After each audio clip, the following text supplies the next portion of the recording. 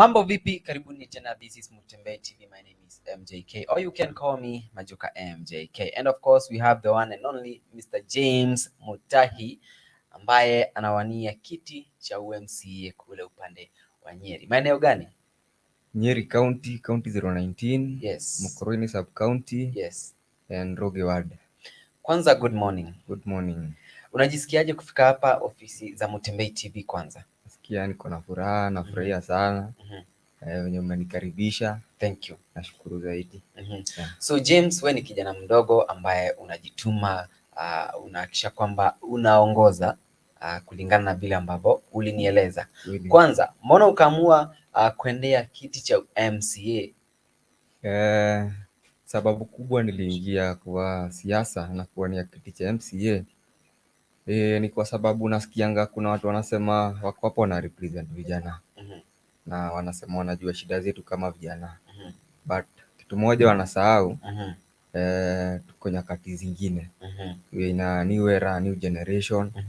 Sasa tuko 21st century. Kwa hivyo watu kusema wanajua shida zetu, wazielewi venye sisi tunazielewa. So sisi ndo tunaelewa vitu tumepitia na challenges, the new challenges zenye ziko. Yeah. Wow. Na vijana wengi wamejitokeza kuwania viti hizi vya uongozi mwaka huu wa 2022. Labda unahisi kwa nini vijana wameamua kuamka hivi? Reason sana watu wameamka kuingia kwa politics ni juu wanaona wameachiliwa. Na saa hii pia wameona ni time yao. Juu hata mabrother zetu wakubwa na hata wazazi washaingia ile class inaitwa ni junior elders. Sasa so sisi kama vijana tunaona ni time yetu. Na tuliambiwa sisi ni viongozi wa kesho. Na tukasomeshwa. Lakini hiyo kesho ikifika tuambiwe kesho yetu ni lini. So sisi reason unaona mavijana wamejituma ni juu wamejua kesho ni sasa hivi. Wanasema kama si sasa ni sasa hivi. Wakenya wengi sana huwa wana complain eti ndio sasa hivi utawalilia eti wakupe kura zao. Wakati unaingia pale unasahau kile ambacho uliwaahidi na unaanza kujishughulikia wewe mwenyewe. Unasahau wale ambao walikuchagua. Labda unaweza tuambia kwa nini huwa inatokea hivyo mara nyingi? Sana sana pia tukichagua watu tunaangalianga tu ati amesoma mpaka wapi, lakini hatujiulizi huo mtu integrity yake iko namna gani. Ni mtu tunaweza aminia na vitu za umma, na ni mtu anaenda hapo kujijalia kibinafsi, na tusikizi mtu vizuri tujue ile vision ako nayo kama itasaidia watu ama ni mtu wako tu hapo for the position. Na sasa naona unasikia watu wanasema sasa wataki wanasiasa, wanataka viongozi, watu wanaweza badilisha jamii, watu wabadilishe community at large. Yeah. Wow. Labda nikuulize kwanza, ni chama gani ambacho unasimama nacho kule upande wa Nyeri kule? Sasa hivi ukikuja kwa ground pale, UDA imeshika mizizi. Na mimi nasimama na chama cha UDA. Reason kubwa si ati ni juu ground na ati iko UDA. Reason kubwa niko kwa chama cha UDA ni kinatuambia kazi ni kazi. Mimi after kumaliza shule nilianza biashara. So mimi ni mtu wa biashara, mimi ni stylist, bado mimi ni fundi. So ile niyo chama enye nilisikia iko na interest zangu at heart. Inatuonyesha no matter mahali umetoka, unafanya kazi gani, unaweza kuwa mtu productive kwa hii society. Yes. Mara nyingi pia huwa inasemekana ya kwamba wakati umesimama na chama fulani, ukiingia pale inabidi ufuate maagizo kutoka kule juu.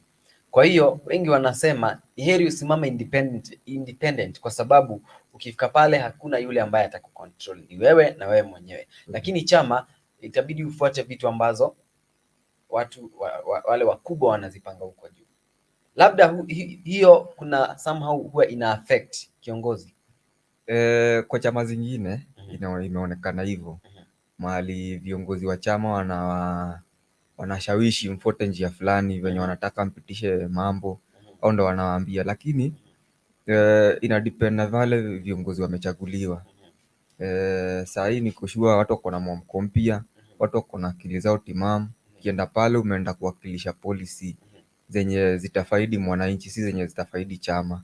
So hapo ndo kunaingia tofauti ya kiongozi na mwanasiasa. Juu mwanasiasa ako hapo angalie maslahi yake na chama, lakini kiongozi akiingia hapo yako hapo ashughulikie watu wenye walimtuma kwa hiyo kitu ndo washughulikie.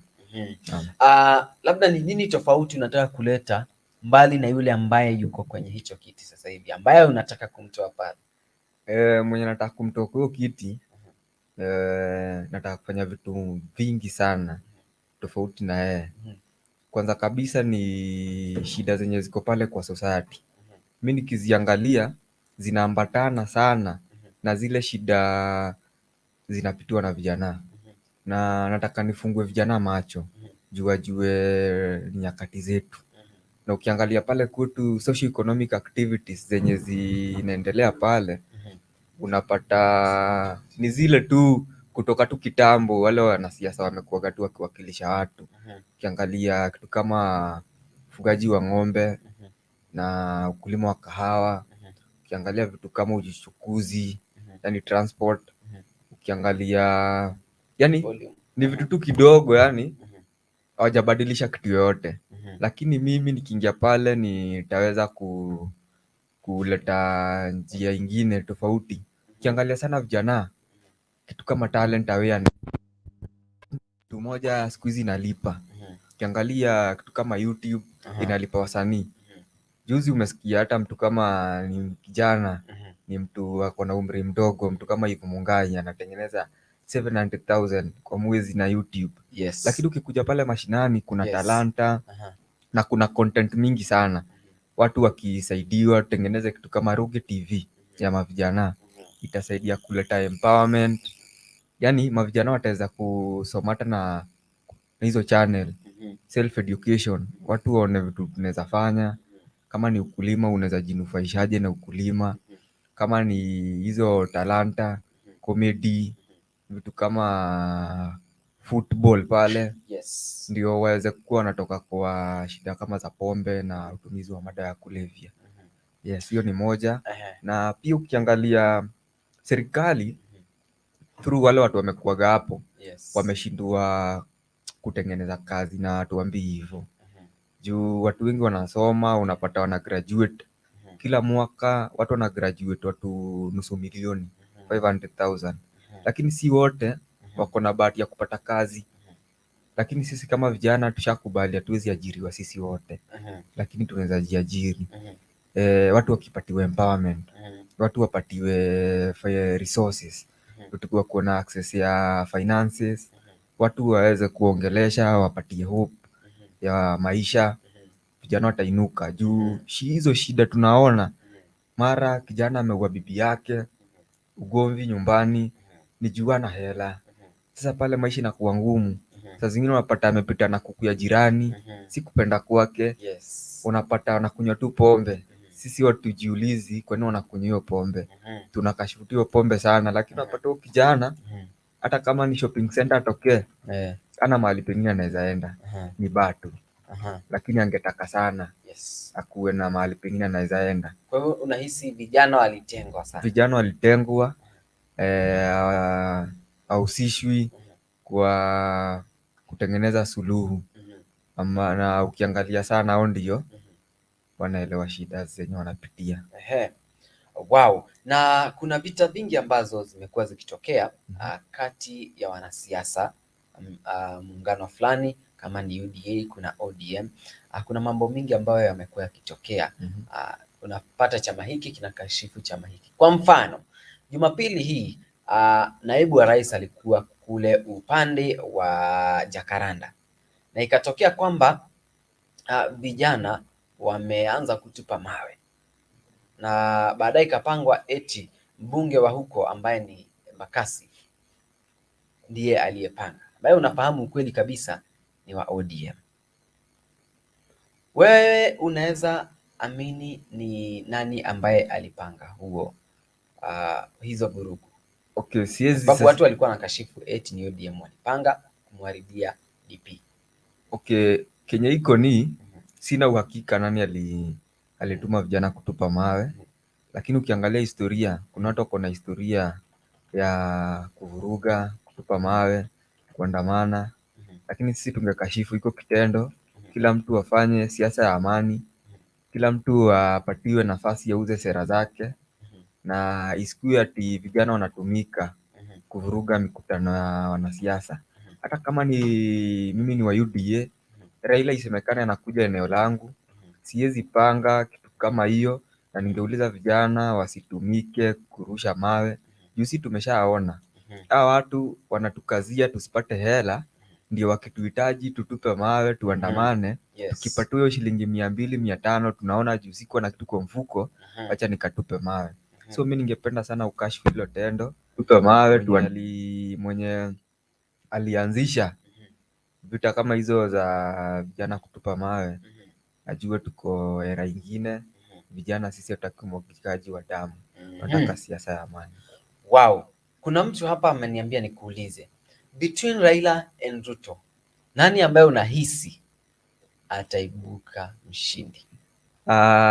Wameniambia uchague mtu mmoja, Raila versus Ruto, choose one. Nitana na Ruto. Kila mtu anajua Ruto atashinda.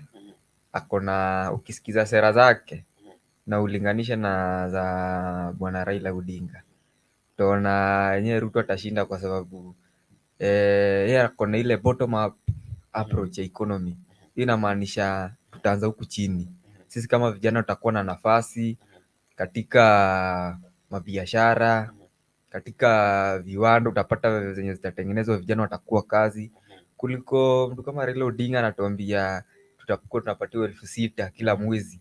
Hiyo ndio kitu tunataka kumalizana nayo, kitu inaitwa nika ugonjwa wa AIDS, lakini ni AIDS ya acquired immunodependency syndrome yenye mavijana wamezoea handout. Sisi hatutaki hiyo maneno ati unapatiwa 6,000, utaamua hata ulale, utaamka end month uko na 6,000 ya kulipa nyumba. So sisi kama vijana unajua mahali tutaweka kura yetu kwa Ruto mwenye utasaidika. Na kuuliza maswali ambazo naona watu sana walikuwa wanauliza hapa tangu jana. Kuna mwingine ambaye anauliza, sasa hivi mtoto wako amesoma, amemaliza university, anaitwa Bashir. Utamnunulia wheelbarrow afanyie kazi? Kitu moja nataka kuclarify. William Ruto apeani wheelbarrow ati kwa watu wamesoma. Unajua kuna watu wanapiga, kuna ile mentality tunapewa wheelbarrow. Wheelbarrow kitu ya kwanza ni chombo kinaweza kusaidia hata kufanya biashara. Juu tunaangalia kuna mtu alifika class 8, kuna mtu alifika form 4, lakini tumekuwa tukiona hoka anauza maembe nayo anatengeneza hela. Leo ni poa kuliko mtu amekaa tu idle, atafikiria pokonye mtu simu, hivyo ndo atapigwa mawe, atakufa. Lakini wheelbarrow ni symbol tu ya chama cha UDA na kuonyesha kazi ni kazi. Tusichague kazi, tufanye kazi yenye inakupatia hela. Juu hakuna pesa yenye imechorwa ile kazi unafanya, na hakuna hata pesa imechorwa hiyo wheelbarrow. So wewe fanya kazi mahali unapata hela, appreciate hapo. Wow, watu wanalia eti economy imepanda sana. Sasa mimi nataka nikuulize, kuna serikali ambayo ilipita ya rais mstaafu Mwai Kibaki, alafu kuna serikali ya rais Uhuru Muigai Kenyatta. Wewe kama kijana, ni nani ambaye unahisi alikutendea haki? Wakati wa Mwai Kibaki, sisi ni vijana tumepata watu kusema kulikuwa na pesa, na pia sisi tuliona maisha yenye hata wazazi wetu walikuwa naishi si maisha mbaya. Lakini hiyo Uhuru Kenyatta, gharama maisha imekuja ikakuwa juu, of which tunaona infrastructure amejenga, lakini unapata burden yenye iko na mwananchi wa kawaida iko juu sana, kwa sababu ya zile maloan wameenda wamechukua. Kama ni project inasemekana zingine zimeinflatiwa. So unapata kuna uporaji sana kwa hii serikali ya Uhuru Kenyatta. Na hata yeye amekuwa akituambia inapotea bilioni 2 kila siku, lakini hatujaona kitu yote imefanyika kushika watu wenye wameiba hiyo bilioni 2 ama hata kukomesha corruption. Kwa hiyo unahisi corruption bado iko na haijatolewa hata kidogo? Kweli iko. Wow. Nataka uniambie maoni yako kuhusiana na story ambayo ilitokea hapo jana na juzi ya jamaa ambaye anawania kiti cha urais na chama cha ODM, ambaye ni businessman Jimmy Wanjigi, ambaye alikamatwa hapo jana, na watu wanazungumza wakidai kwamba Mwaka wa 2017 na 2013 alifund chama cha Jubilee ili waweze kutembea all over the country kuuza sera zao, na akawapa ideas zake.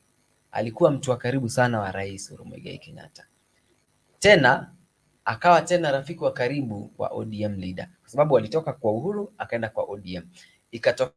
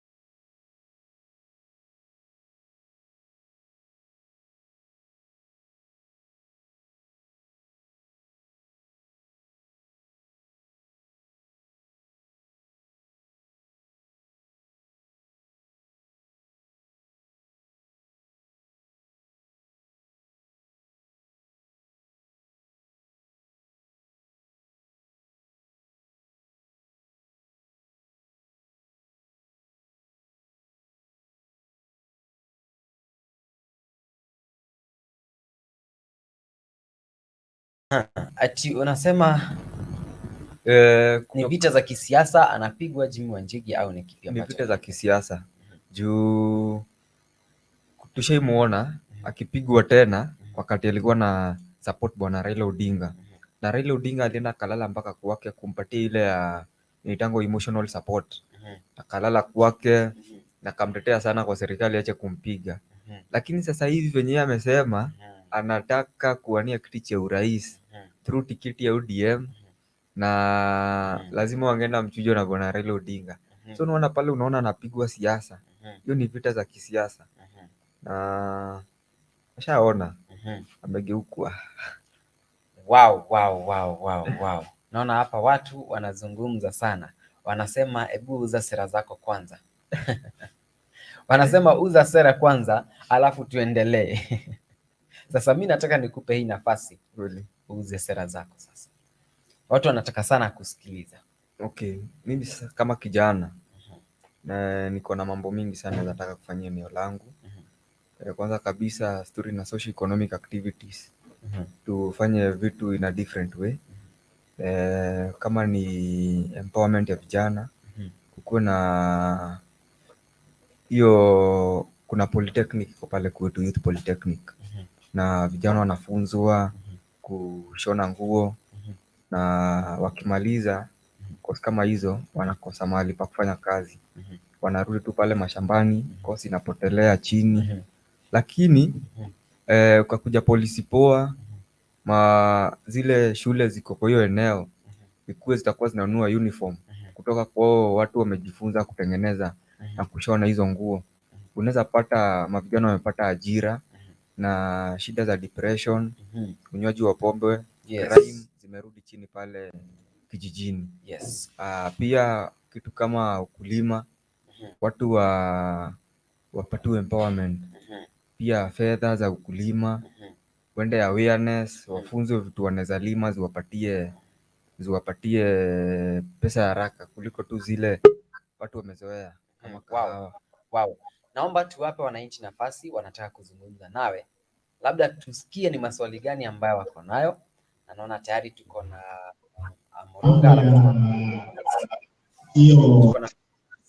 Francis, tafadhali naomba upunguze background noise ambayo iko kule ili tuweze kusikilizana na tutakuwa tunampa kila mmoja nafasi ili amuulize Mr. James maswali. Yeye anawania kiti cha UMCA mwaka huu, kwa hiyo tutakuwa tunawapa nafasi kila mmoja azungumze kile ambacho anataka kuzungumza, na naomba tuanze na Muronga. Tusikie. Okay, tuanze na Francis tusikie ana kipi cha kusema. Francis, unanisikia? Hello? Okay, nadhani Francis ana shida ya kimitambo. Iwapo una swali lolote, kuna link ambayo inapita hapo kwenye sehemu ya comments. Just click the link, write your name na itakuwa rahisi kwako basi kujoin the live stream hapa Mtembei TV.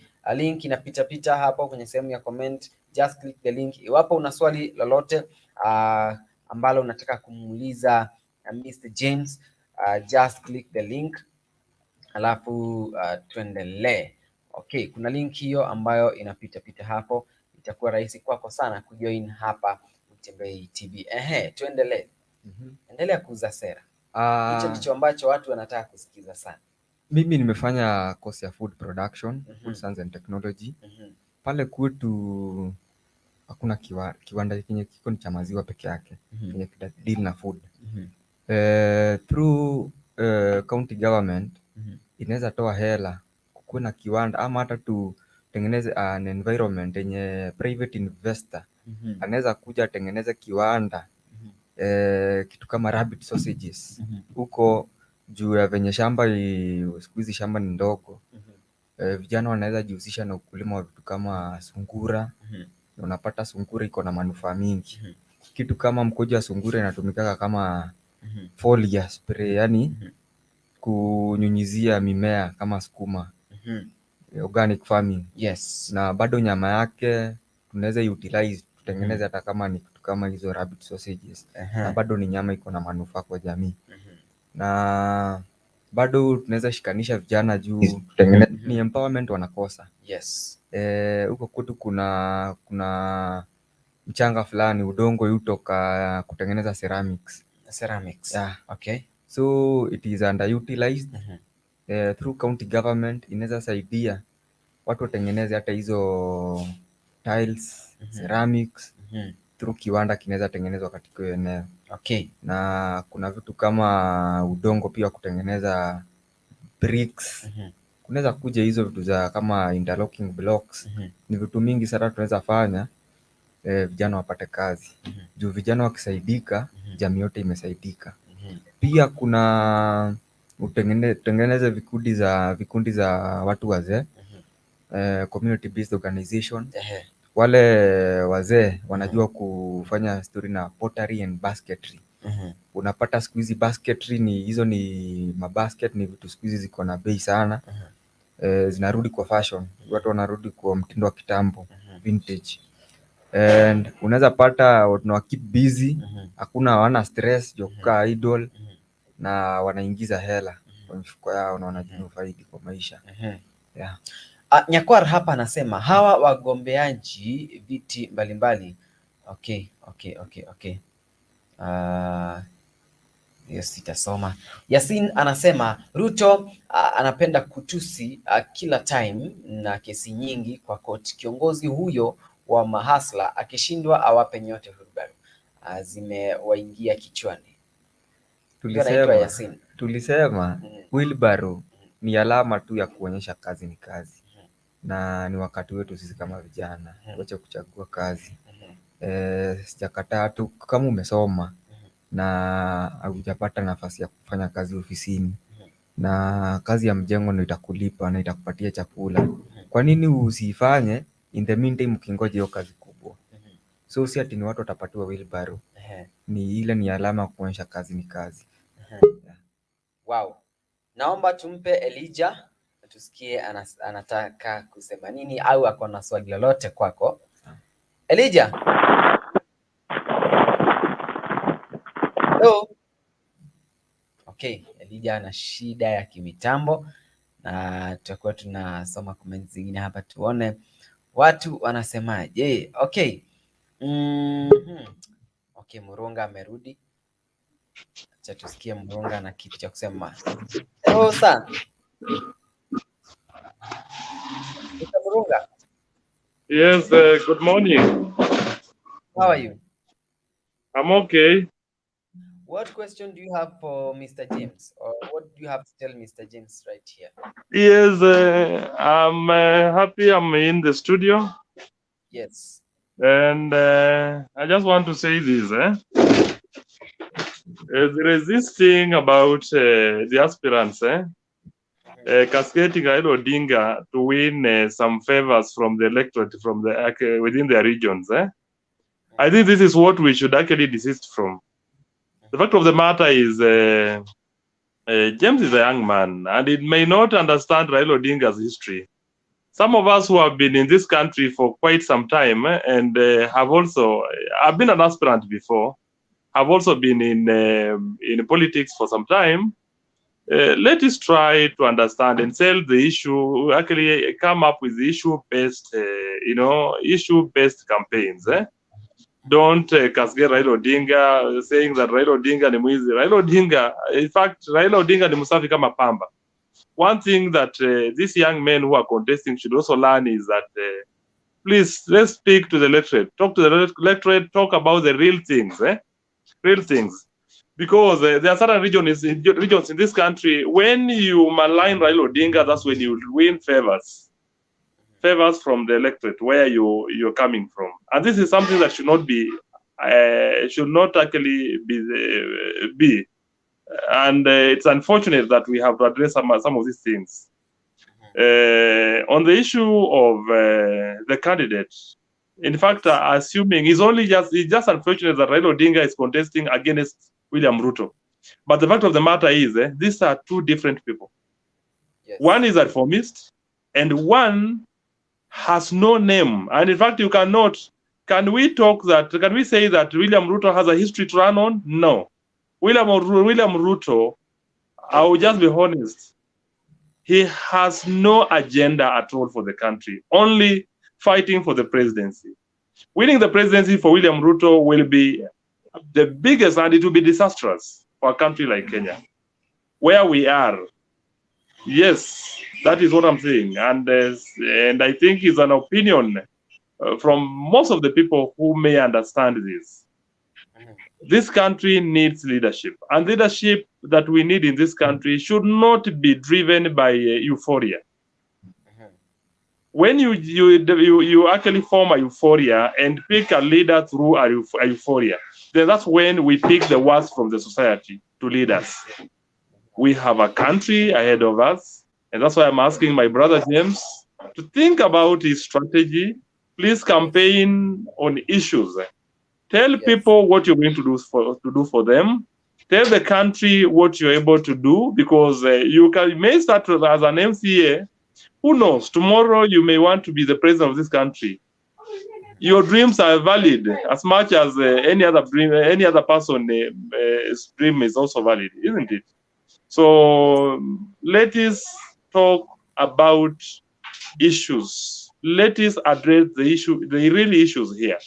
Let whoever is campaign, and take note that the country will be there even after the August 8th election. And let's also continue spread the gospel of peace and ensure that when we head these elections, let's ensure that the country is united, regardless of who will win the presidency or who become the MCA, the MP, or the governor, or whoever is elected. But the fact of the matter is, let us think of the country. The country is bigger than our aspirations. Yes. Any question, Mr. James, as we wind up? James, my question will be a very simple question. Now, I want to have these two candidates here. I have Raila Odinga and I have William Ruto. Okay. Yes. I want you to try to, if you have read the history of both two candidates, I want you to tell me, without, let's just be honest, who has a history and who is a reformist in this country?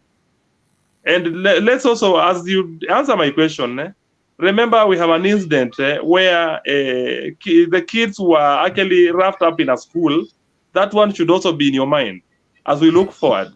So, who do you think, and who do you think Kenyans will be safe under? That is my question, James.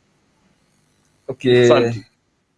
as I respond to your question, I believe, as for me, Raila Odinga is a reformist in terms of democracy, and yeah, but for William Ruto, he's coming with a different approach in economy, and that's where we draw a line between the two people, because the agenda that Raila Odinga has for the young people, we can't get it clearly.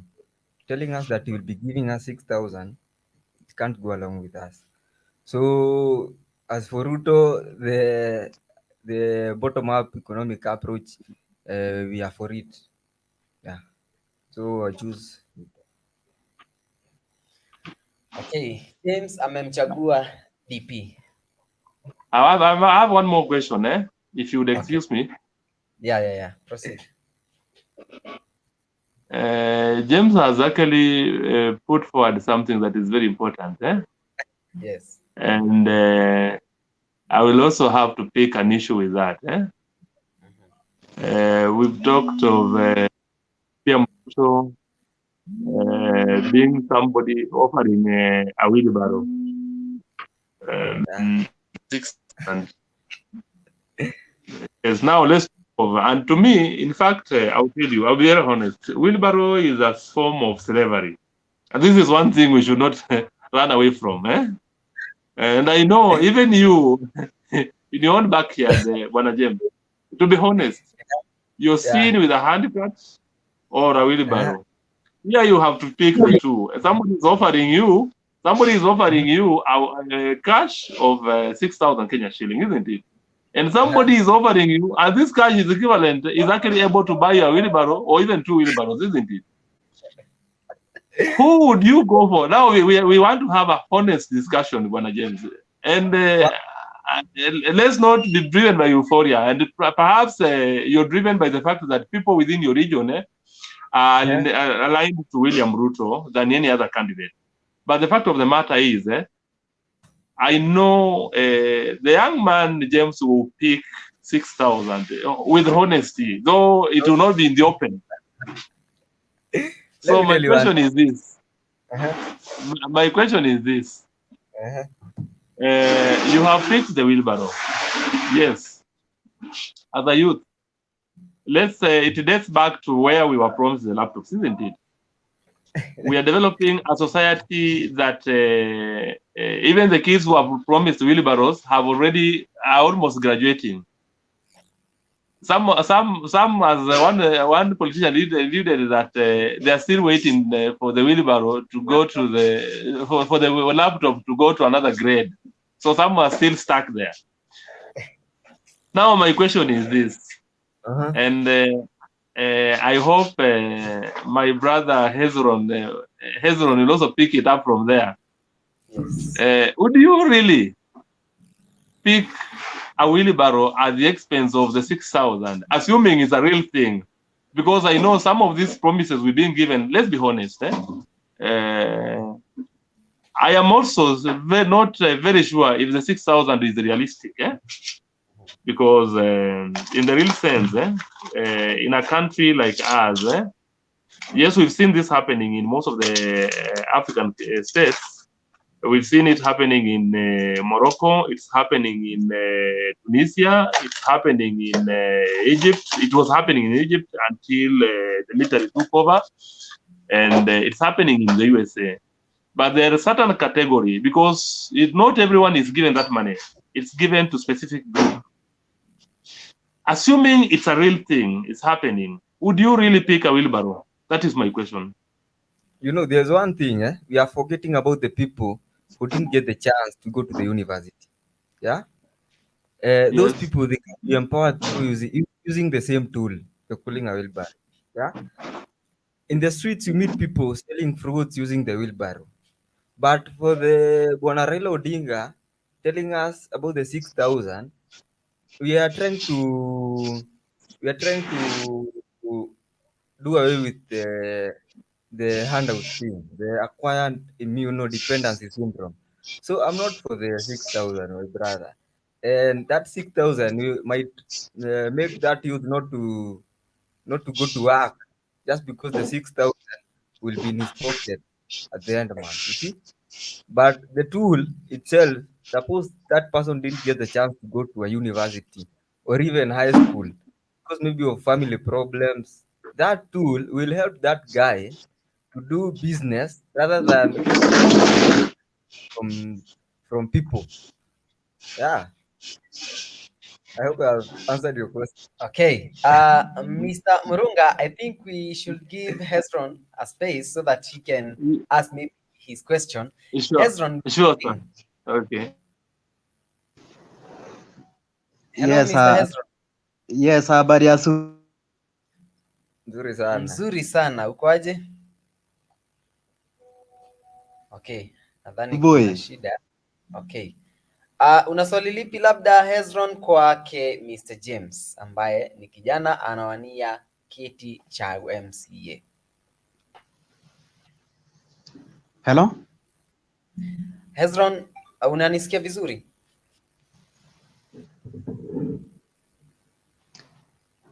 Hello? Hello, Mr. Hezron, can you hear me? Hello? Okay, nadhani kuna shida ya mtandao na Hezron kwa sababu hatumsikii vizuri. Iwapo unataka kumuuliza swali lolote, una chochote ambacho unataka kukizungumza hapa live, unaweza ukabonyeza link ambayo inapita hapo kwenye sehemu ya comments, weka jina lako, alafu itakuwa rahisi kwako kujoin the live stream. Na iwapo una swali lolote kwake Mr. James, ni wakati wako sasa wa kuuliza swali na kuzungumza chochote ambacho ungependa kukizungumza. Mr. Murunga, maybe una kingine ambacho ungependa kuendeleza? Unmute your mic. Thank you. Yes, I like the zeal in the gentleman. He's a very focused gentleman, but I only have an issue with his agenda, and I want him to really focus on selling the real thing, by getting down to the common person and speaking the real thing to the common person. Because the line he's speaking is an old line and a very tired line of cascading Raila Odinga, and I think this is something that I will need to advise him to do, to actually desist from. It is a line that has been used for many years. What I'll tell him today is, if he picked an issue, and a very serious issue, and especially at this particular time, James, you will luckily go far, and you will not even, at some point, you will not even be a candidate for your region.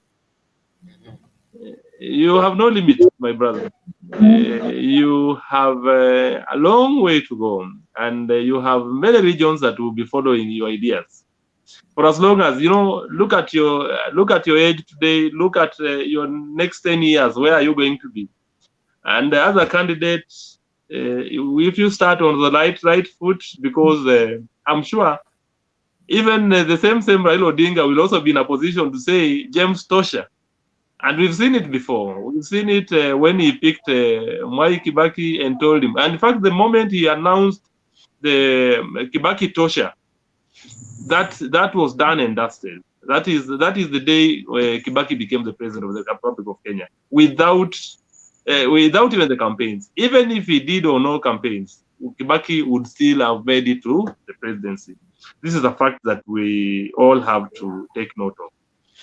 And if we get into the real agenda and say the right thing in the country and ensure that we do the same thing, this country is going to be united more than before.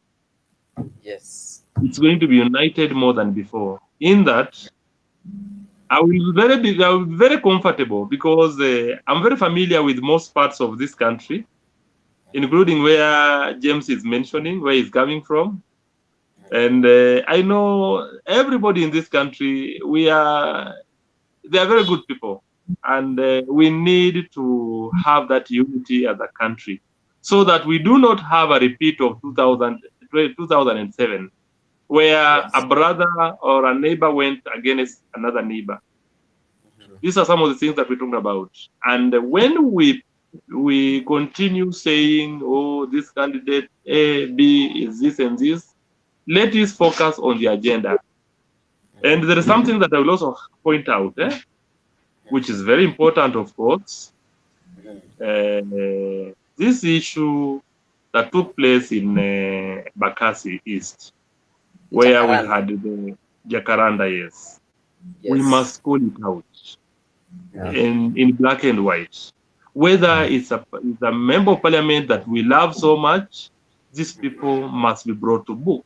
If you cause chaos in this country in any form, let it be known that you are an enemy of peace, and you should not be allowed to continue spreading the word or doing something that will cause the country or put this country into chaos. It is wrong, and I expected even my own party, instead of cascading the DP, they should actually have asked the police to arrest the culprits, even if it meant arresting the people, those who are involved, because those are the locals who are doing that. And not even the present know the locals who are doing that. If we follow that channel, the country will be peaceful. And even that is the presidential, as new presidential candidate should also call it. Hii ni kitu ambayo hatufai kusema ya kwamba imefanyika at fulani is not. No, makosa ni makosa, na mtu yeyote mwenye analeta uhasama au vita ama kitu yoyote ya kuzua ramsha kwa mahali popote pale hapa nchini, lazima nguvu ama mkono wa sheria uweze kukabiliana naye. Let me let my other colleagues also make their contributions. I'll be waiting. Yes. Okay, usiondoke. Wacha tuende kwa Peter. Mr. Peter, good morning. Hey, good morning Mutembei. Unatazama labda ukiwa maeneo gani? Niko Eldoret. Okay, labda nikuulize cha kwanza, tuna guest wetu hapa siku ya leo ambaye anaitwa Mr. James, anawania kiti cha MCA. Una kipi cha kumwambia, or what question do you have for him? Kwanza kabisa ni nakushukuru Mutembei. We've been chatting kwa social too, but I've never interacted with you physically. And I think I want to congratulate the man because naona yeye pia ni youth, and that is very nice. It's regardless of the party is going to fight, unless he is also representing the youth, which I'm also very happy for that. Chama amesema anataka kugombea na UDA, na ninajua kwamba yeye amesema UDA kwa sababu naona Murunga pia amemlemea sana, lakini niko sure ni kwa sababu ameona the idea of the party, that is the bottom up. You know, Mr. Murunga, si ati tunasema bottom up inamaanisha, that is also it is working. It has even the US president ameona hata story ya middle up. In fact, he is going for middle up so that he can uplift those who are in the middle.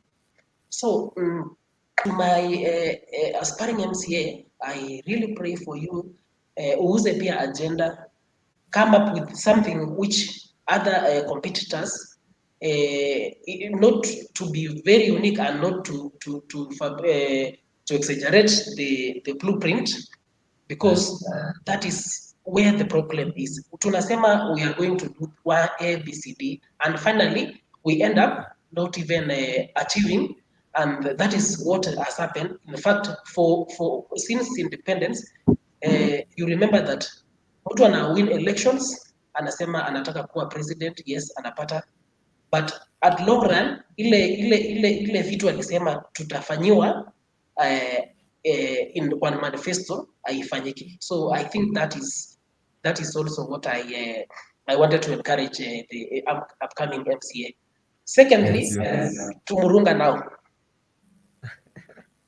Umesema DP hajakuwa na record na wewe Murunga unajua tukiwa na wakati wa ODM wakati walikuwa wana work vizuri sana na baba, he was supposed to be prime minister by the way. Musalia akapewa hiyo kiti. What happened? DP alipewa agriculture ministry, and ukiangalia akiwa minister of agriculture, because I'm talking and I'm coming from this region, fertilizer used to be very expensive. Maize tulikuwa tunauza very low price. It was about 1,000, I think 1,500. Wakati Ruto aliingia akuwe agriculture minister, he actually managed to reduce the price of the fertilizer from 6,000, it was actually 45 to 6,000 to 2,500, which was through subsidies. Ungepeleka mahindi kwa cereal and then you are given equivalent number of fertilizer yenye you wanataka, which is good. It was good fertilizer also called DAP, which is actually nice for farming. And aka move tender to Ministry of Higher Education.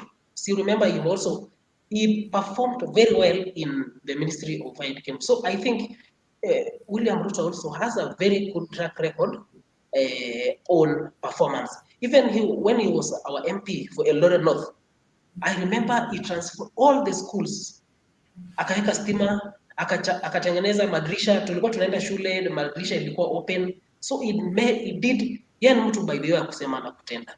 Thank you. Wow. Kuna kipi cha kusema au utamwambiaje Mr. Peter hapa, kwa sababu nimesikia amezungumza kidogo kuhusiana na yale ambayo ulikuwa umeyazungumza hapo awali. Please unmute your mic.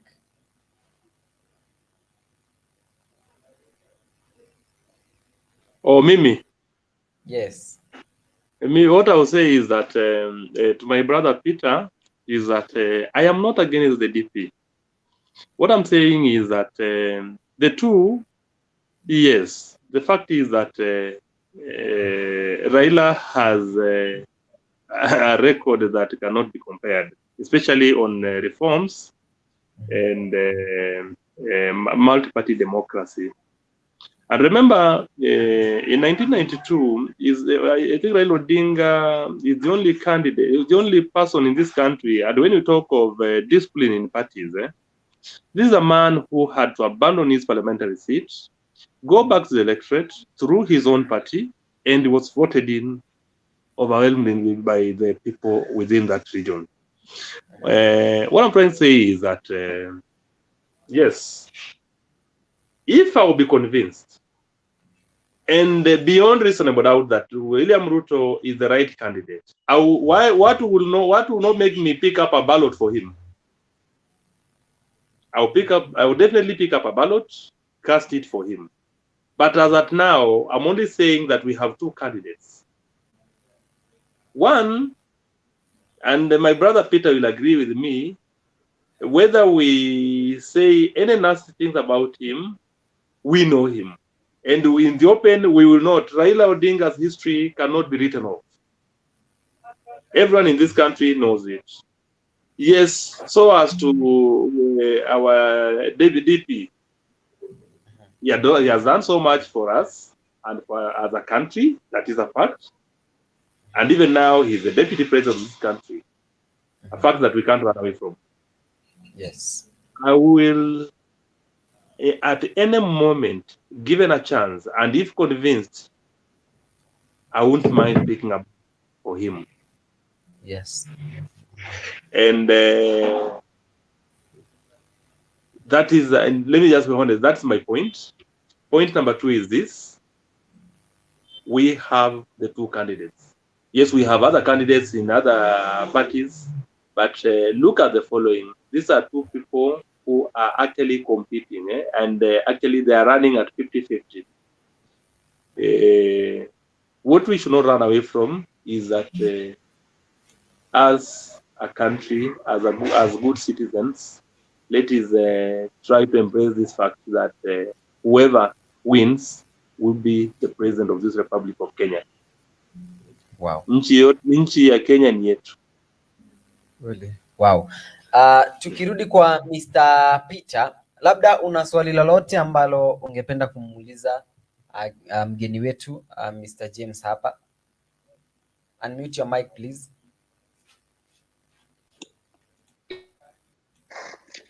James, nilikuwa nimeanza tu kukushukuru, but I think my question is which are your priorities when you assume the power? Maybe if God and people will elect you, what are you planning to do, especially for the youth? Because you see the youths are endangered. They are endangered species. Because why? Because of job, drugs. They are used even right now.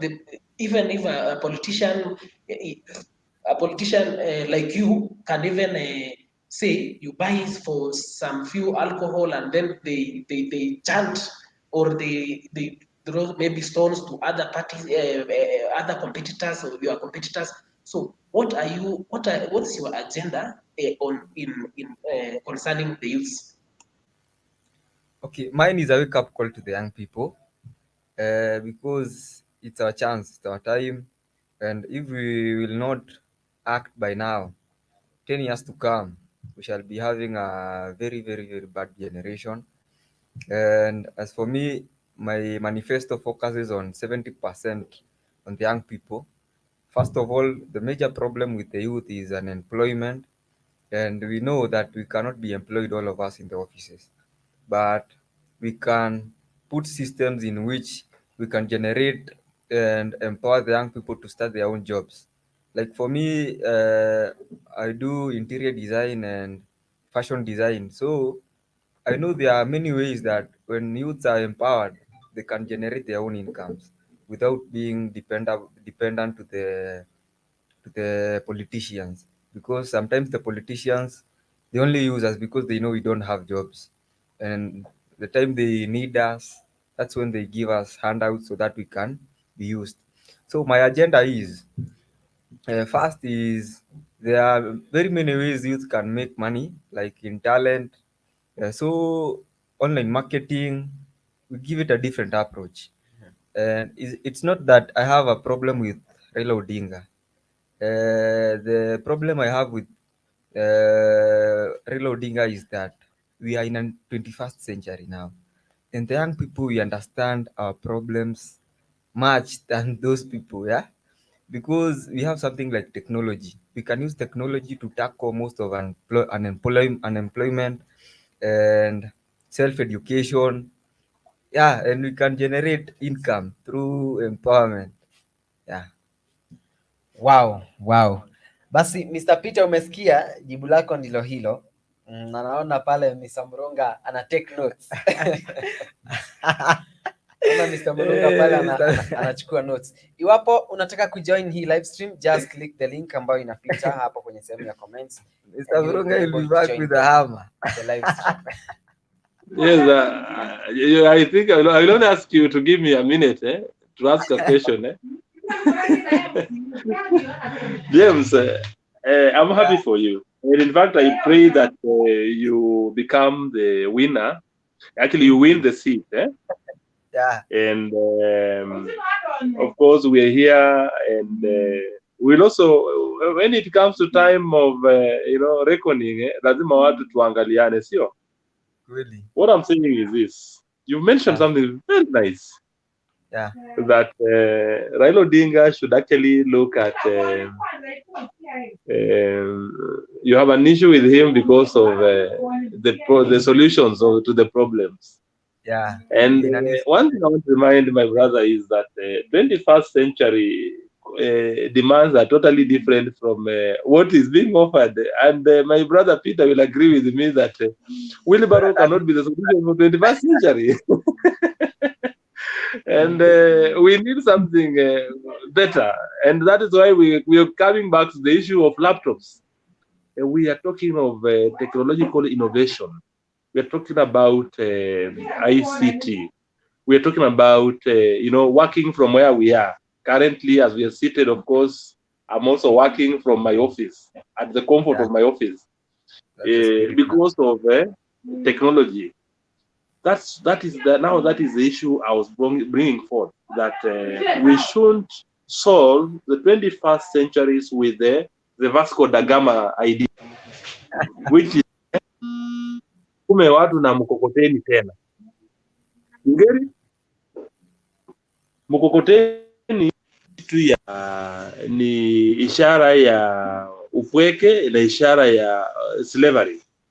So hiyo tu ndio nilikuwa nataka kuraise so that uelewe ya kwamba Odinga has an idea for ICT as well, so as the DP, because I know he has technocrats who are drafting the real manifesto and real agenda for the country. I know each of these presidential candidates has an agenda for the country, yes, but on the area of Raila Odinga, of course, I'll be honest that ICT is part of it. Asante. Hapo nitakujibu na lugha ya mtaani kwa sababu mkokoteni na wheelbarrow we are focused on the elite so much we forget that there are people wenye walifika class 8. Huyo ni mtu wa ICT tamlemea, lakini tukimwachilia hivyo, that's the person who will snatch your phone, right? So that person might be empowered using the same kokoteni or the wheelbarrow. He will be generating his income and he will be safe when going home. Your phone will be so safe. So we can't forget those people there. In fact, they form almost 50% of the unemployed youth. Those are the people, the school dropouts, the people who didn't have a chance to go to the university. Yeah, people like those. Now that's where the wheelbarrow comes in. But for the other people, Ajira Center through online, ICT, that's the future of this country. Yeah. Okay. Mr. Peter, kwako sasa tusikie una kipi cha kuzungumza. Yeah, my question goes to Murunga. I want to ask him something because he is talking of mkokoteni as a 21st century. And my question is, actually, we all know that we have party symbols, nembo, chachama. And just like what you have as an orange is what we have as a wheelbarrow. Wheelbarrow is a symbol of the party. It is not that because it is something that is movable. We have kanu with chicken, sindio? Wako na kuku. Hautasema ati kila mtu apewe jogoo ama nini. Nyinyi hamtapeana fruits. Wale watu wa nini simba au unaweza pea mtu lion.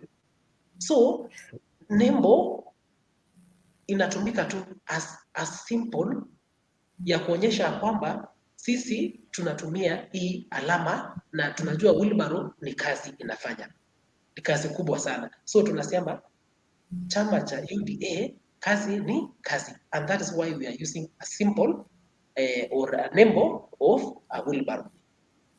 Coming back to you, unasema mtu akupee wheelbarrow ama akupee 6,000. Murunga, I know you are sure we have what we call pesa ya wasee. I know, I hope you know. You have a grandfather. Kuna pesa za wasee, sindio? I think it's about 2,000 or what. I'm not quite about the figure, but in fact, I remember Marwa sometimes back. It was difficult even for these old people to get their money. So this all people, a fraction of them is just about 20 or 15%. So 6,000 is going to be like 10 million people. Where are you going to get the money that you can fund the 6,000 individuals, every family? Na ujue sasa watu wengi watajitokeza, watasema yes, you promised us that you are going to give us 6,000 shillings every month. Then what if you will not achieve that? And that's why nilianza na kusema in our manifesto there are some realistic and some that you are using for just to gain to have your votes on the side, not remembering that will you deliver? So my question is, if you cannot raise the elders fund, how will you manage the 6,000 to every household? Remember, the household also, we have above 18. Even if, like me, if I'm above 18 and I'm not married, I will still insist for the 6,000 because I don't have a job. So will that be tenable? Musalia Mudavadi also rejected among other leaders who saw that it is not going to be easy for our economy. Wheelbarrow is a symbol, but even in developed countries, they are still using wheelbarrow. Even at your place, Murunga, I know you have a wheelbarrow. That does not mean that you are in a Vasco da Gama era.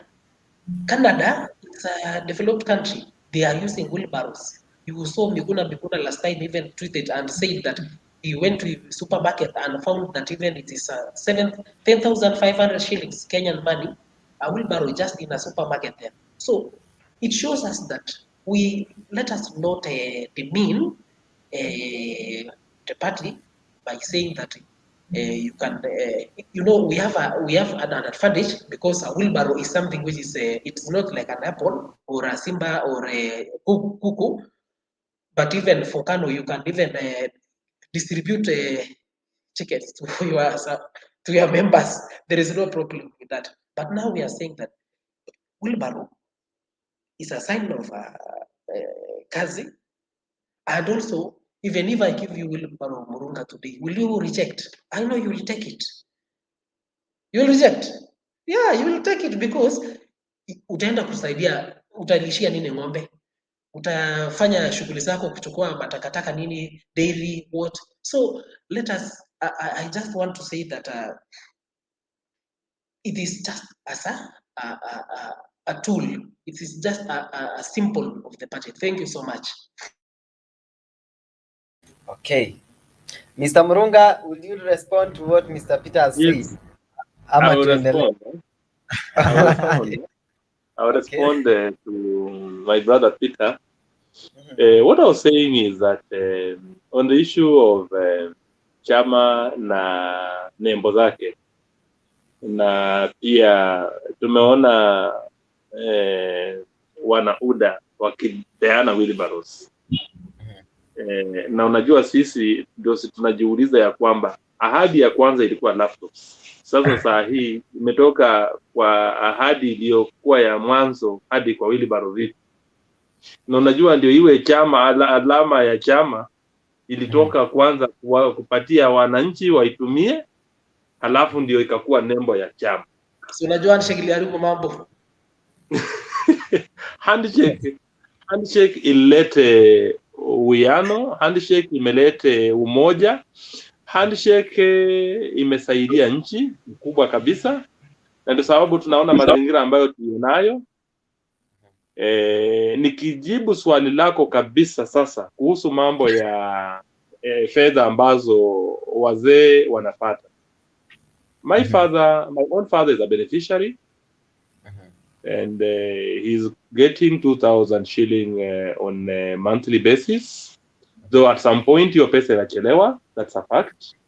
Lakini kitu tunasema ni kwamba na mimi na wewe tutakubaliana ya kwamba kuna uvujaji wa pesa za umma. katika hii nchi. Na tukianza kabisa na mambo ya matumishi mabaya ambayo tumeona kwa hii nchi kuna ile tendency ya watu kufanya mikutano ambayo kuwa na ile board meetings ambazo watu wanapewa tunasema namna gani, tunaita sitting allowances. Kuna pesa ambayo inaporwa, kuna pesa ambayo inaporwa kwa makampuni mengi, na kuna pesa ya ushuru ambayo inapotea na hawa wale ambao wanataka kuongoza nchi. Na tunasema ya kwamba iwapo tutapata uongozi mwafaka, yani good leadership and accountable leadership, then we will be able to raise enough money to give to wazee, enough money to give to the vulnerable in the society. That's why we are saying the 6,000 is practical. If we see the loopholes for corruption, it's practical. But if we don't, then it's going to drain us more. So what we need to do as a country is to ensure we have proper leadership, so that, my brother Peter, wakati inaonekana ya kwamba umelemewa mahali uliko, ukikosa nauli ya kwenda mahali fulani, unaenda unachukua shilingi zako 6,000. Unapewa shilingi zako 6,000. Na hiyo 6,000 si ati inapewa kila mtu. Inapewa yule ambaye tunaangalia kwa society, tunaona ya kwamba huyu kabisa hajiezi. Na huyo ndiye anawekwa kwa hiyo kategori ya kuweza kusaidiwa kwa hiyo social program. Sio kila mtu, sio mimi Bwana Murunga ambaye niko kwa ofisi yangu, najua kufika jioni nitakuwa nimepata pesa yangu kidogo ya kuweza kujimudu kimaisha. Kuna wale kabisa masikini wale wanahitaji hiyo msaada, ambao tunataka, iwapo tutaweza kuziba mianya ambayo pesa zinaporwa, tutaweza kumudu hayo, na kila mtu ataweza kuwa katika ile hali ya kiheshima, because there is injustice all over. Sio injustice ya kwamba tu kudhulumiwa kisheria, hapana. Hata kuamka asubuhi kukosa pesa ya kununua tissue paper, that's an injustice. So we need a country that cares for its own citizens. Thank you. Naomba tumkaribishe Mr. Nicholas na Mr. Donald tusikie wana kipi cha kusema, tukianza na Mr. Nicholas. Mr. Nicholas, can you hear me? Unmute your mic, please. Unmute your mic, Mr. Nicholas. Okay, yeah, okay, so fine. I can get you live. Welcome. Can you hear me? Yes, I can hear you. Where are you watching from? I'm watching from Ugunja, Siaya. Okay. Labda una swali gani kwa mgeni wetu ambaye ni Mr. James ambaye anawania kiti cha MCA mwaka huu? Wenye wanawania kiti cha MCA. Leo tuko na mgeni hapa anaitwa James ambaye unamuona hapo amevalia kofia. Anawania kiti cha MCA mwaka na chama cha UDA. Labda una kipi cha kumwambia na ni kipi ambacho ungependa kukizungumza kuhusiana na siasa hizi ambazo zinaendelea sasa hivi? Fine. First of all, being an MCA, the concept around the campaign concept of MC aspirants all over the country, to me, I always see that there is a lot of misunderstandings, and those who aspire to be MCAs themselves, they are not with they are not to terms with the constitutional responsibilities of an MCA. Maybe it's generally the MCAs and the people themselves do not even understand what an MCA should be doing to the people in the first place. And according to the Constitution 2010, the position of an MCA, member of county assembly, is more or less like the position of the national member of assembly, that is the MP. Now, the MCA, county assemblies are just the devolved unit of national assemblies. And primarily, an MCA should be having those three roles of representation, legislation, and oversight. Whatever an MP does to the national government on behalf of the people is what an MCA should do on behalf of the people to the county government.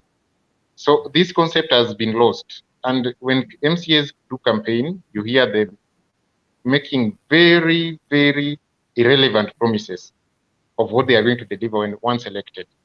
I think generally Kenyans need to be civically educated around the concept of county assembly and devolved governments in general.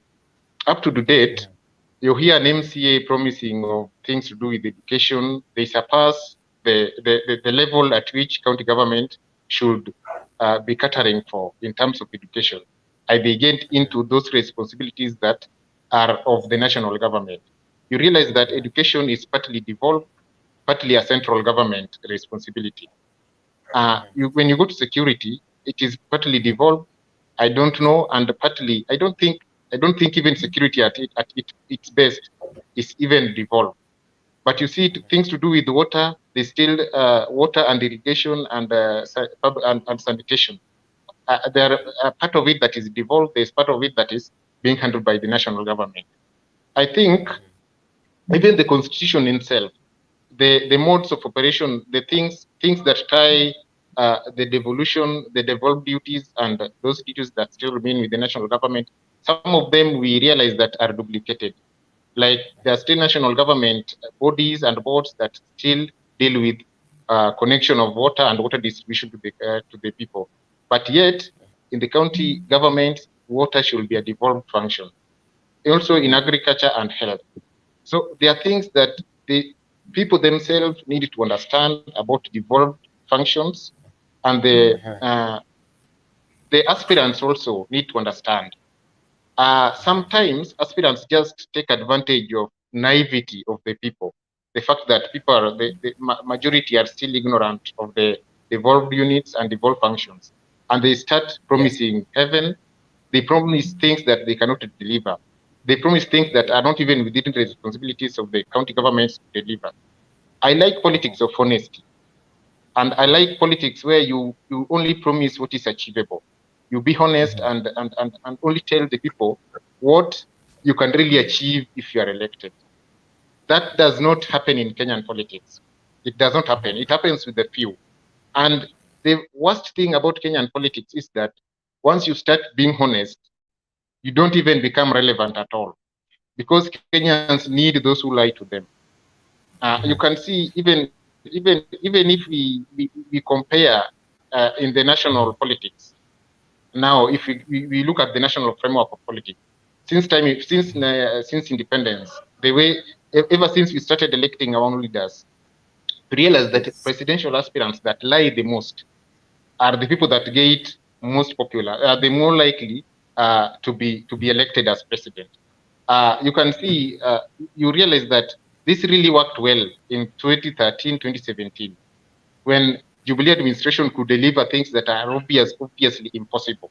Things like laptops to school children, things like 47 stadia in every county. And there are things that practically could not work. And over time, they didn't work. But then we fell for them. Kenyans fell for them. So that is the thing, the same thing that MCA aspirants do try to put to practice. And you realize that an MCA comes around campaigning the villages, knowing very well that the Nyanyas, the Wamama, the Wazes, there are things that they don't understand. But an MCA aspirant start with, I'll build a modern infrastructure in primary schools. Nitajenga magorofa, nitajenga nini, nitajenga colleges, nitajenga what, nitajenga hii. You are like, oh, nitajenga kutoka wapi and how? But those who can ask such questions are even few. And people, they resonate very well with the masses because the masses don't even know. The masses the common voters don't know that it is not within the power of an MCA even to tender a process. Even the tendering process itself, the procurement process itself is not within the powers of an MCA. Not unless an MCA goes to the government of the county and befriends the government and becomes maybe a puppet of the governor, such that he does this, even if even if we go to those that are deliverables, like building a modern kind of ECD structures in primary schools, an MC of the day must still befriend the government of the county of the day, so that he gets to lobby this thing for the people in the county assembly. Moving forward, I think Kenyans need a framework of devolution, whereby even the way we have constituency development funds, we should also have ward development funds, whereby an MCA goes to be elected, being assured that in his or her ward, there is that fund that is allocated for that particular ward, so that when he gets into power, when he gets into the responsibility of serving the people, he doesn't have to dish or to go to the table with the government of the day, so that he can at least trickle down some of these initiatives to the people. At least he has a ward development fund allocated to that particular ward, so that his people can get to decide this goes to this, this goes to this, this goes to this at their particular time. Otherwise, that's the only thing input I have. Thank you. Okay, na usiondoke, wacha tumpe Mr. Donald pia. But unless there's a question. Sorry? No question. Sorry, Mr. Nicholas. Okay, wacha tuende kwa Mr. Donald. Mr. Donald, good morning. Good morning to, how are you? I'm good. Where are you joining us from? I'm joining you from Umoja One, Inako. Okay, maybe you can tell us what do you have to tell our MCA aspirant here, Mr. James? I think Mr. Nicholas has raised the issue I wanted also to raise, that saisi sasa tuko kwa mti ya siasa, na I think most MCAs, they don't know the role of the MCAs. Most of these people, they are fine for MCA, they don't know. They are using a lot of lies to wananchi so that they get elected. Okay, my question to MCA, akona strategy gani ameweka in place that anaenda kuchukua hii kiti ya MCA? Alafu another question is can he share with us the manifesto so that tunachambua tuone hiyo manifesto pia iko na ile uongo ya wale MCA wale nimeona ama yeye amefuata katiba.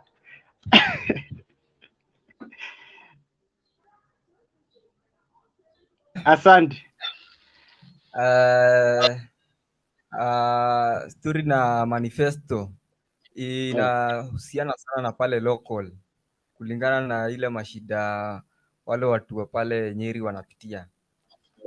Kitu cha kwanza ni ukiangalia vijana venye wanapata pesa ni kuhusu hii ni ya bodaboda.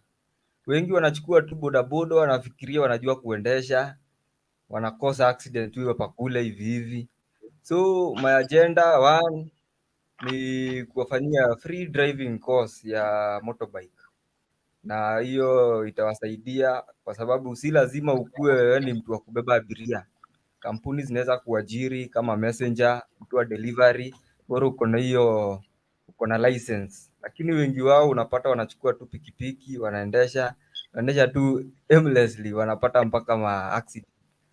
Na manifesto ni manifesto yangu, agriculture tawa empower, waangalie ukulima wa vitu zingine isipokuwa tu zile za kitambo, vitu zenye zina generate income ya haraka, vitu kama vegetables. Can I ask a question before we proceed? Yes. Can I ask you a question before we proceed? Yes, continue.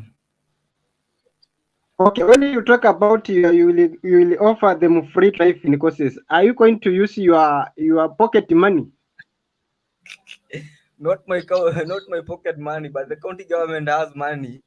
You can table it in the county assembly, and it will be even bursaries. Yeah. Okay. Okay, wacha tumpe Mr. Nicholas, labda ako na swali ambalo anataka kuuliza, alafu tuende kwa Mr. Mronga pale. Yeah, I also have a question over the same. You see, this is where the problem begins, right? I want to ask the prospecting Mheshimiwa. You see, that idea of taking the boda riders to driving school has worked successfully to some places. Especially, I can take example of Ugunja constituency where I come from, but it is done by NGCDF. It has reduced Yes. accidents among the boda operators, and also it has reduced traffic offenses by those boda riders. They always taken to school like twice a year. They take a lot of 100 and 200 to 200 per year. Now, my question is, you plan to do this in the county government, and you have stated that you are targeting the bursaries from the county, right? So, may I ask, is this going to be a unique thing to your ward, or do you intend to first table it in the county government so that it becomes a legislated directive that the whole county shall be doing? Because with the county government bursary, the county government doesn't have a policy framework where a ward can do its own initiative by itself. That does not happen with the county government wards. But to the national government, it happens. Constituencies can privately prioritize what they need to implement with their CDFs. But here is a case where you're telling us you want to train boda operators in your ward, but the county government has a policy that only works equally for all the wards in every county. So how what is your strategy in making sure that your dream that is so good of training the boda operators in a driving school come true in your county government? Will you first do it as a legislation in the house so that it is adopted throughout the county government, or because that is the only way? I don't seem to think there is any other way. Is that what you plan to do? Yeah, that's my plan. First to table it in the county assembly so that it can be a law that the word development fund might be channeled to that sector. Okay. So you is that practical? Are you going to? Is that an idea of you are going to table it as a bill in the county assembly as one MCA? So you are going to lobby other MCAs to support you. Yes. How possible is it? You must lobby the other Is MCAs. it practical? Yeah, when passed by the other MCAs, it can become something productive in the society, because we've been losing them through accidents and carelessness, because most of them, they don't have skills. Yeah. It is a tall order, but I wish you well in it. I wish you well anyway. Okay, thank you. Okay, wacha tumkaribishe Mr. Kizito hapa, sababu naona anainua mkono sana, anataka kuzungumza. Mr. Kizito, good morning. Yeah, thank you very much, and good morning to you all, those who are in the panelists. I was just very much determined with this question my brother Ronald is asking the MCA. You know, first of all, please tell us where you are joining from. I'm joining from Germany. Okay. But I'm a Kenyan citizen by birth. Okay. Registered voter. Okay. Yeah.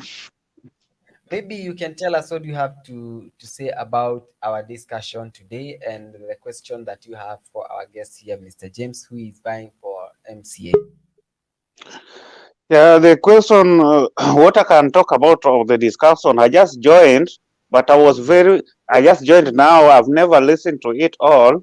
But what aroused me, what made me to carry up my hand, the question that Mr. Guadi was asking, the MCA, is what drives me very fast before I even understand the topic. But it was a question directed to MCA, and that thing has been disturbing all our youth, all our citizens, because you find somebody like MCAs, they are telling us that they are going to do. My brother here, before I talk about the topic, I will forget about that question. My brother asking that you, as an MCA, let's say he's going to vie now, or he has been there, is telling everybody, trying to convince people that I'm going to ensure we are going to make this youth get, just a good example, to get that license for driving motorbikes. But he asked him a very genuine and good and polite question, that how are you going to do it? Because you can't say that I'm going to do, and here is telling us that he's going to lure all the MCAs and take it to country assembly, then they discuss it. He is going to talk with the members so that they pass it. How can that be realistic? Because if they don't pass it, what will you do? And you had already promised youth. That was only my question. When you take it to assembly and they refuse it or they rubbish it, that is not their concern. What is it that you'll come and tell these people you had already promised that elect me, I go there, I'm going to fight for you people to get licenses? How sure are you that you are going to pass that bill? Thank you. I'm still there. I will talk about the discussion after I've listened to how people are commenting. But let him answer that my question plus my brother. It's just a joint question. Okay. Okay, it's a major challenge in the village. We've been losing people, and that must be a concern to the other MCAs. So they will support this motion, and lazima watake kuona vijana wakisaidika. So I don't think they will fail to support the motion. I hope I have answered your question. My brother, I've Yes. asked you, okay, just an advice, because I'm seeing you don't have an answer, but an advice. When you want to be elected, tell people something that is possible. Stop this politicians' lyrics that they always promise what is not there. Like to say you are going to remove River Nyeri and put it in Muranga. That one is impossible and they will never change. So give people what is possible, like those crops, those things. You yourself, do you have even a shamba where you've planted something that you say, if I can do this before you people elect me, I'm going to do it more if you elect me. That is possible. People will see by an example. But what you think that is going to do, that one is what we always call political lies, because you don't know whether it will generate or it will occur or it will be passed. Thank you. Okay. Mr. Ngwandi, do you have any question or maybe something to add on what Mr. Kizito has said? Maybe an advice. You see, the way we frame out our manifestos matters a lot to the people. So I wish my brother that is campaigning to be the MCA the best, but I can advise him in such a situation, don't assure the people that I am going to do this after this. Maybe in your engagement with the people, just tell them, okay, I have this idea, but it is a subject to discussion with the county government. If the county government can wholesomely endorse it and apply it to the other wards too, just tell them that it is an idea that you shall sell to the county government. Waambie nina mpango ya kuwaelimisha wanabodaboda into the driving schools, but nikifika huko I'll sell it to the other MCA so that if they buy it, they can. Don't make it a promise that, like a surety that you're going to do immediately. Like it is not subject to any further discussion or lobbying or further requirement of implementation as a law, right? The way we package our information to the people is what bounds us to the people. And if you don't want this thing to come bother you, should you successfully become an MCA, tell them such that if it fails, you will say that on this particular date, I tabled it as a bill, but it failed. It is my colleagues that failed me in the county assembly, but I tried my best. It is an idea I had, but sorry, it failed. The people will understand. I'm looking towards a Kenya whereby we can meaningfully engage the people with honesty and tell our plans the way they should be told, right? I hope my brother can actually reframe his promise to his people, not make it like something that is obviously going to happen, but something that is subject to further engagement and further lobbying from even the other colleagues that shall be elected together with you in the county assembly. Thank you. I've seen some people complaining that ni vyema kusimama independent kuliko kusimama na chama, kwa sababu labda mtu akisimama na chama inabidi akifika kule mbele abadilike, afanye mambo ambayo chama inapanga kule juu. Can we say chama huwa inabadilisha labda agenda ambayo mbunge akiingia pale alikuwa nazo? Is that a question to me? Yes, to you and yeah. Fine. Let me start. Being independent candidate is acceptable by the law. But being elected within a particular party is also something that is acceptable by the law and also has some advantages. Yes. Remember, if you're an independent candidate, I don't think that clause of the constitution has changed, but independent candidates have it rough in the parliaments, be it county or national assembly. Because an independent candidate, if you don't belong to a particular party, I don't think you can even be appointed into a particular committee, like health committee, those parliamentary subcommittees that deals with instigating particular issues affecting particular sectors of the economy. Like the other time we had a scandal in the health sector, the COVID-19 supply scandal. You see, it was a matter that was redirected to the Committee of Health to further investigate and forward it back to the National Assembly for further mitigation by the members. That is what happens. Even if we had the issue with the dams of Parero and Kimuarer, the Ministry for Water and Irrigation, there is a particular subcommittee that deals with that. That if that ministry fails, it is a subject for discussion with a particular committee. So that is how those committees work in the National Assembly, and a replica is in the county assemblies as well. So if you are an independent candidate, be assured that in the current constitution of Kenya, you lack that opportunity to serve the people in the committees that do further oversight, deeper oversight on behalf of the people. Because those committees, people get appointed on the basis of the parties that elected them to the parliament. I think that is the biggest disadvantage of you being elected as an independent candidate has upon you. Okay. On the matter of parties manipulating. Okay. On the matters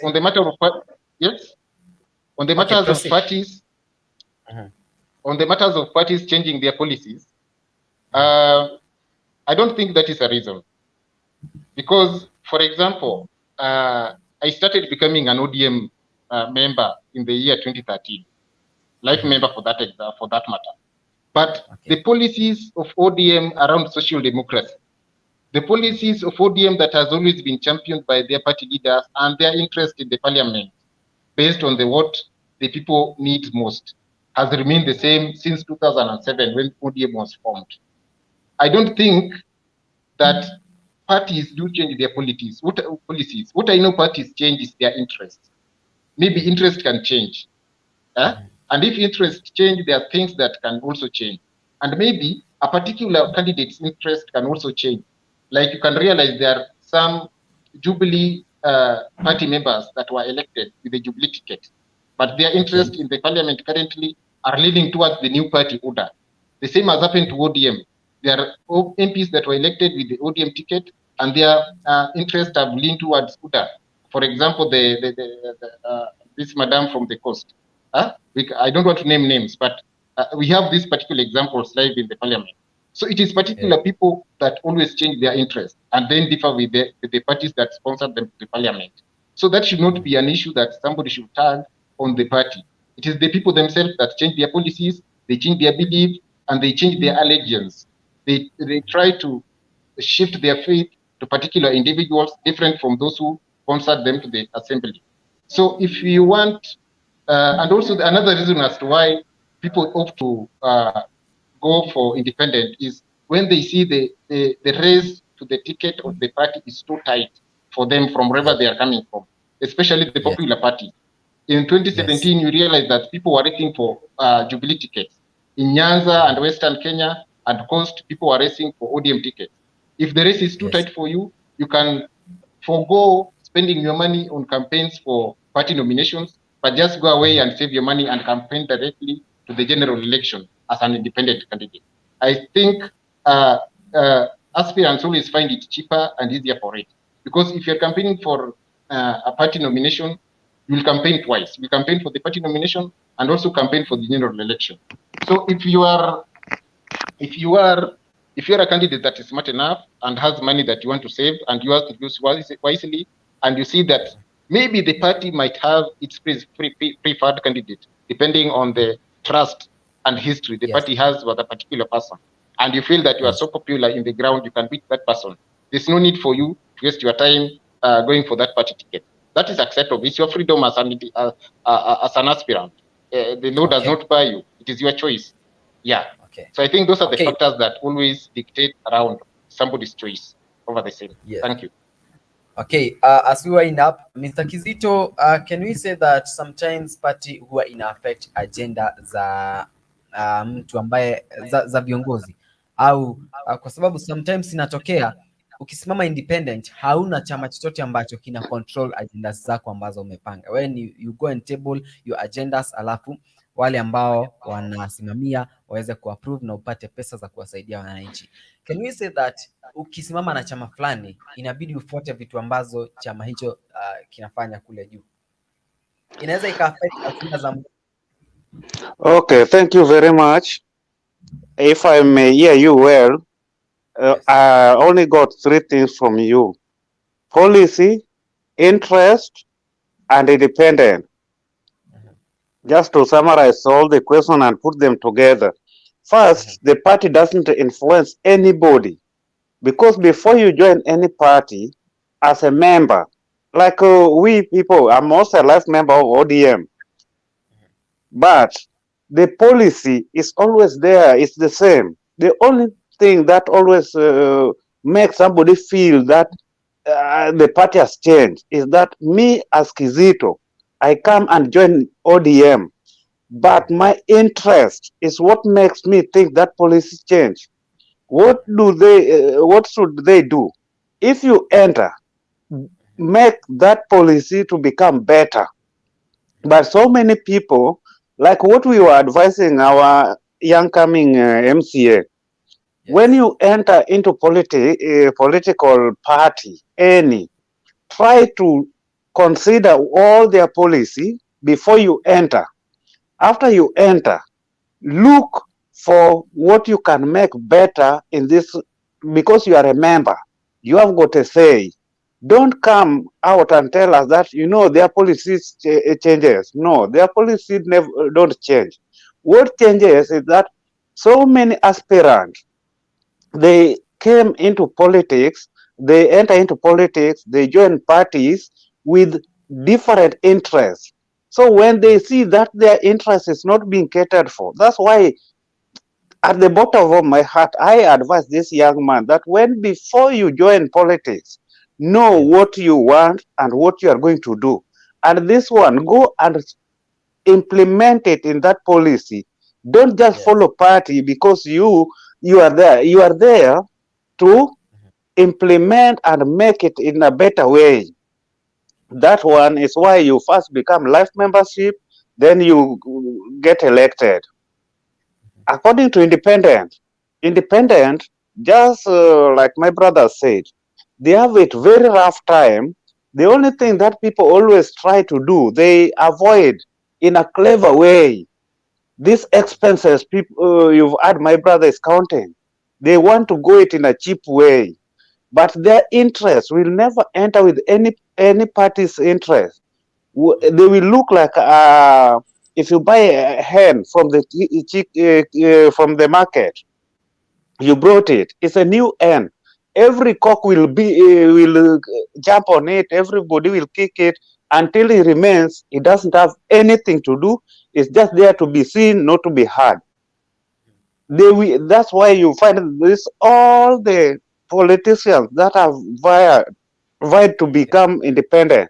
When they just join the parliament or senate or anywhere, you find them behaving so weird that they start joining opposition.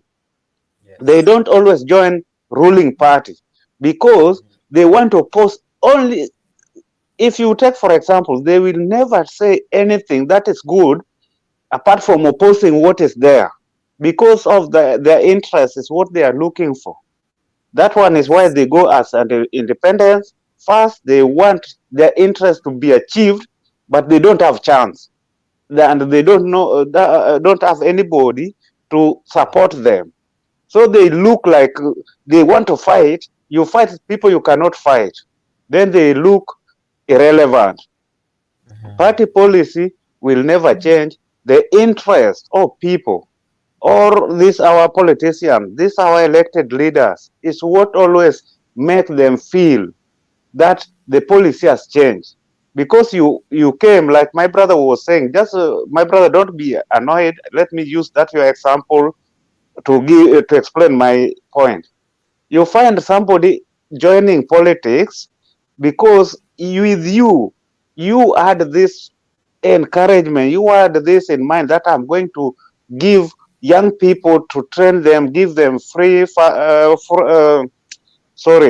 driving school, where we are the language sometimes confused.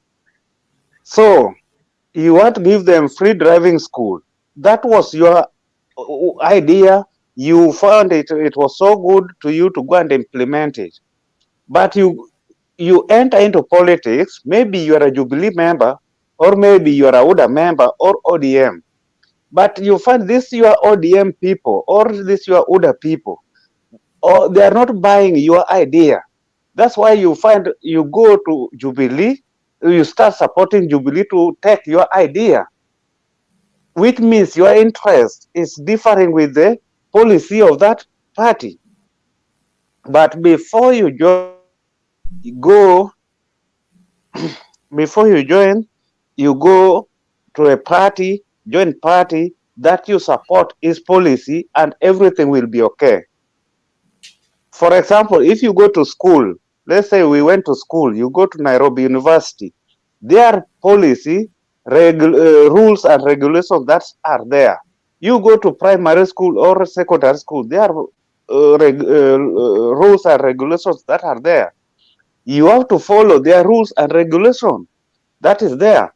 But if you don't follow, the school will be so tight for you.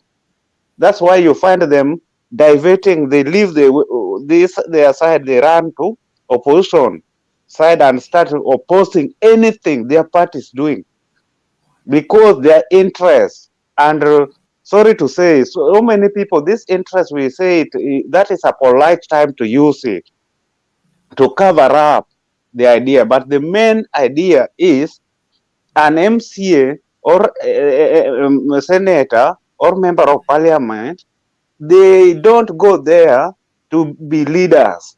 They use it as a business where they are going to enrich themselves. If you go to be a leader, you've decided that I'm going to lead. I'm elected member. I'm going to be a leader of my constituents. Go with that heart. But when you go there because you wanted to be rich, it will divert your interest, and thus your interest will lead you to doing something opposite. That's why you find now you go to a party that somebody can give you something small, then you start shouting. You go to parliament, you don't even discuss anything now. You will support even something that is not there. Thank you. Wow. Maybe tunaweza mpa sasa nafasi the aspiring MCA Mr. James atupe maneno yake ya mwisho tukimalizia. As for me, the reason I'm in UDA is because of its agenda. First of all, is to shun divisive politics. Number two, it's about the economic approach. And mine is a wake-up call to the young people. It's our time. Let's go and register as voters so that we can make good choices when come August 9. It's our time. So let's make that decision of registering as voters, because we only complain that we are marginalized, yet we don't make the decision of voting the person that we think has the best interest for us. Yeah, so that's mine. Have a good day. Have a good afternoon. Wow.